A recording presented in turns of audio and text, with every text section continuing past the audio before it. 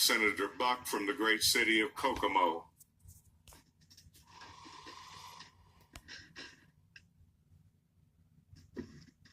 Thank you, Mr. Chairman, for hearing House Bill 1074. Yield to Representative Macer. Thank you, Mr. Chairman and members. Welcome, Representative Macer. Thank you so much. This is a pretty simple bill. 1074 simply adds to the way a homeowner association board member can submit the proxy votes. As of today, you aren't able to send that via email, and this bill does that. As well as this bill also helps with the homeowner association that are struggling to get a quorum, and a lot of times that's a real problem. And make sure that if there is a problem with the homeowner association filling any of these roles, it doesn't allow them to get out of the duties that they should be following through on, such as drainage, pools, and things like that. So that pretty much sums up what the bill does. Question by committee members?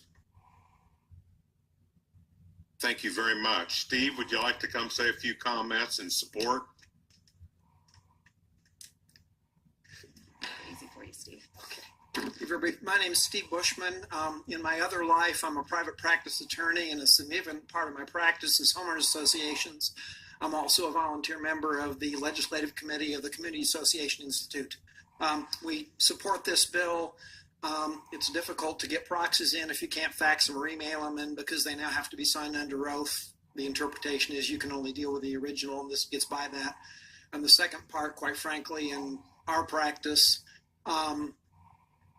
the Nonprofit Corporation Act says a presumptive quorum is 10%. Unfortunately, the people that write these documents are builders, and they put in a lot of times a 50% quorum for a 400, 500, 600 home neighborhood. You'll never get a quorum to show up.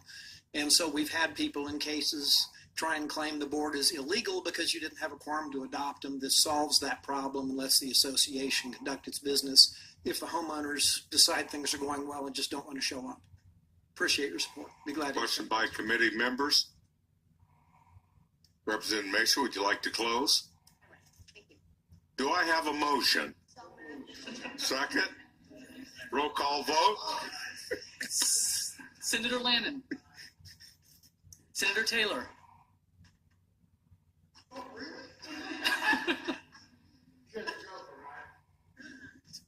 Senator Randolph. I'll come back.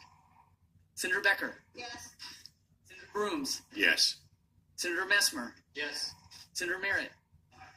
Senator Ford. Aye. Senator Sandlin. Yes. Senator Alting. Aye. Senator Taylor. Thank you. Thank you. The bill passes 9-0. Thank you, Representative Macer.